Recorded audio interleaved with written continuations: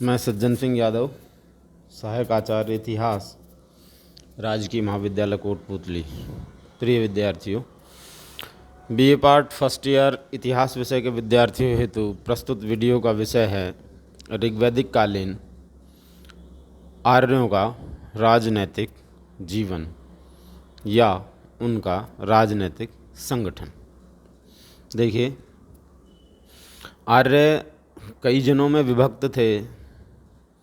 इनमें 5 जनों के नाम अक्षर मिलते हैं, जो हैं अनु, द्रुह, यदु, पुरु, तुर्वस। इन्हें पंचजन कहा गया है। जन के अधिपति को राजा कहा जाता था। राजनीतिक संगठन की सबसे छोटी इकाई कुल अथवा परिवार होती थी। परिवार का स्वामी पिता अथवा बड़ा भाई होता था, जिसे कुलप कहा जाता था। कई कुलों को मिलाकर ग्राम बनता था। ग्राम वस्तुतः आत्मनिर्भर होते थे। ग्राम की सुरक्षा के लिए ऊंचे टीले पर एक दुर्ग बना होता था। ग्राम का मुखिया ग्रामणी कहा जाता था। ग्रामणी संभवतः नागरिक तथा सैनिक दोनों ही प्रकार के कार्य करता था। ग्राम से जो बड़ी संस्था होती थी उसे विस कहा जाता था, जिसका स्वामी विस्पति कहलाता था। अनेक विसों का समूह जन होता था और जन के अधिपति को जनपति अथवा राजा कहा जाता था। देश या राज्य के लिए राष्ट्र शब्द आया है, किंतु यह प्रभुता संपन्न राज्य का सूचक नहीं है। एक स्थान पर कई राष्ट्रों के राजा का उल्लेख है।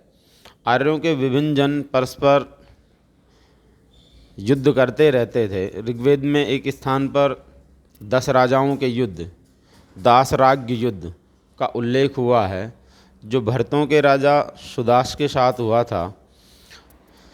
इसमें सुदास के पुरोहित वशिष्ठ थे। इनके विरुद्ध 10 राजाओं का एक संघ था, जिसमें उपर्युक्त जो 5 जन थे, अनु, द्रुह, यदु, पुरु, तुर्वस। इनके अतिरिक्त 5 लघु जनजातियों जैसे अनिल, पक्त, भलानस, शिव और विषाणिन के राजा सम्मिलित थे। ऋषि विश्वामित्र इस संघ के पुरोहित थे। यह युद्ध पश्चिमोत्तर प्रदेश में बसे हुए पूर्वकालीन जन तथा ब्रह्मव्रत के उत्तरकालीन आर्यों के बीच उत्तराधिकार के प्रश्न पर लड़ा गया था। इसमें भरतजन के स्वामी सुदास ने रावी नदी के तट पर एक भीषण युद्ध में इन 10 राजाओं के संघ को परास्त किया और इस प्रकार वह ऋग्वैदिक कालीन भारत का सर्वोपरि सम्राट बना। भरतजन के नाम पर ही हमारे देश का नाम भारत पड़ा। यह ऋग्वैदिक काल का सर्वाधिक महत्वपूर्ण जन था, जो सरस्वती तथा यमुना नदियों के बीच के प्रदेश में निवास करता था। ऋग्वैदिक काल में सामान्यतः राजतंत्र का ही प्रचलन था। राजन शब्द का उल्लेख अनेक स्थलों पर हुआ है। राजा को जन का रक्षक या गोप्ता जनस्य तथा दुर्गों का भेदन करने वाला अर्थात पुराण भेता कहा गया है। ऐसा प्रतीत होता है कि युद्ध के वातावरण में सेना और जाति का नेतृत्व करने के लिए राज्य संस्था का उदय हुआ। इस समय राज्य छोटे होते थे तथा एक राज्य में सामान्य तौर से एक ही जन के लोग निवास करते थे। राजा युद्धों में स्वयं जन का नेतृत्व करता था। राजा का पद इस समय दैवी नहीं माना जाता था। प्रारंभ में उसकी स्थिति एक तरह से कबायली मुखिया जैसी ही थी, लेकिन कालांतर में सम्राट शब्द का उल्लेख तथा विश्वस्य भुवनस्य राजा अर्थात संपूर्ण संसार का राजा की अवधारणा से यह स्पष्ट हो जाता है कि राजपद अत्यंत गौरवशाली एवं प्रतिष्ठित समझा जाने लगा था। ये स्थिति राजपद के उत्तरोत्तर होते विकास को दर्शाती है। शतपथ ब्राह्मण में राज्य तथा साम्राज्य में भेद करते हुए साम्राज्य को राज्य से बड़ा बताया गया है। राजा विशाल एवं भव्य राजमहल में निवास करता था। एक स्थान पर सहस्त्र द्वारों वाले गृह तथा दूसरे स्थान पर राजप्रासाद को सहस्त्र स्तंभों वाला सभा स्थान कहा गया है। प्रारंभ में राष्ट्र की सारी प्रजा मिलकर राजा का चुनाव करती थी, परंतु बाद में यह पद आनुवांशिक हो गया। इस काल के कुछ जनों में गणराज्यात्मक व्यवस्था भी प्रचलित थी। ऋग्वेद के 10वें मंडल में गणतंत्रात्मक समिति का उल्लेख हुआ है। राजा का प्रमुख कर्तव्य प्रजा की रक्षा करना था।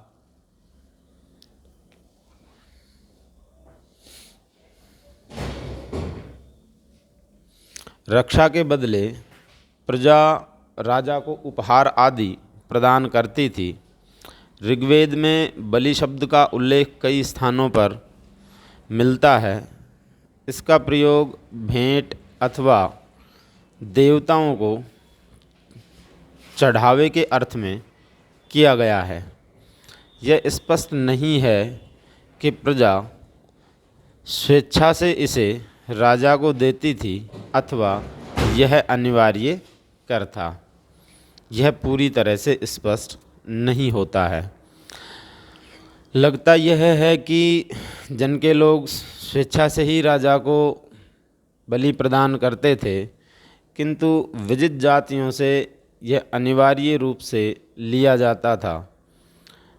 बलि मुख्यतः अन्न के रूप में दिया जाता था। ऋग्वैदिक युग में राजा भूमि का स्वामी नहीं था, वह प्रधानतः युद्ध का नेता होता था। वह व्यक्तिगत रूप से युद्धों में भाग लेता था। राजा के वैधानिक तथा न्यायिक कार्यों के विषय में ऋग्वेद से हमें कोई सूचना प्राप्त नहीं होती है।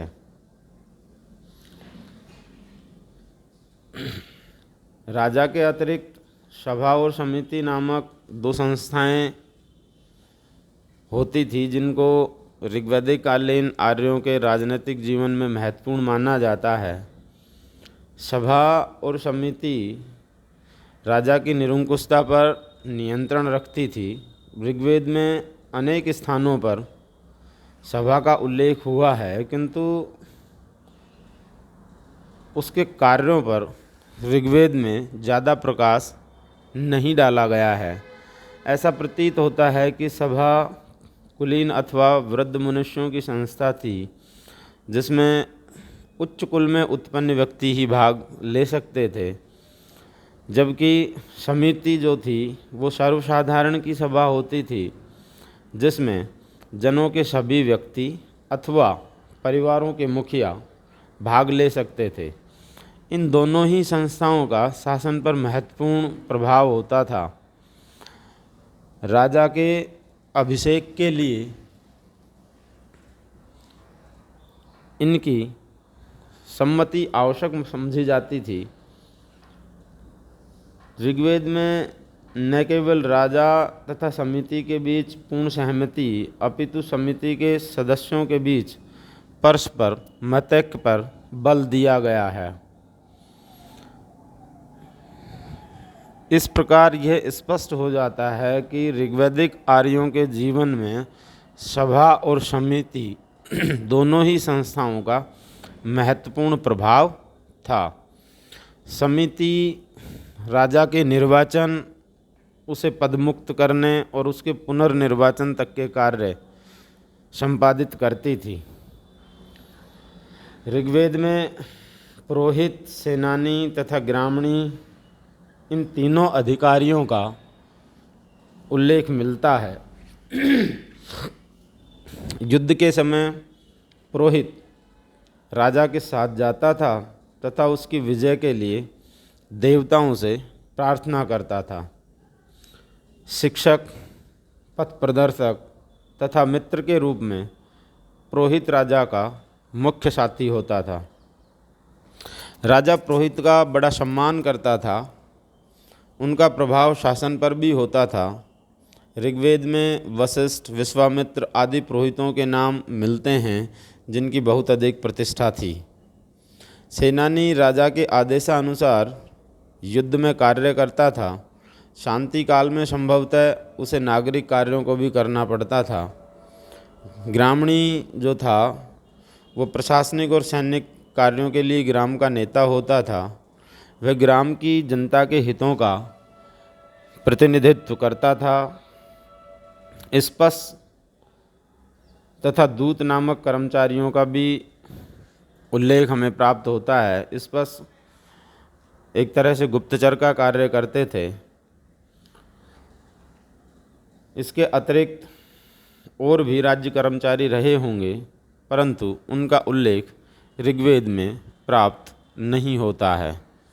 प्रस्तुत वीडियो में इतना ही। धन्यवाद।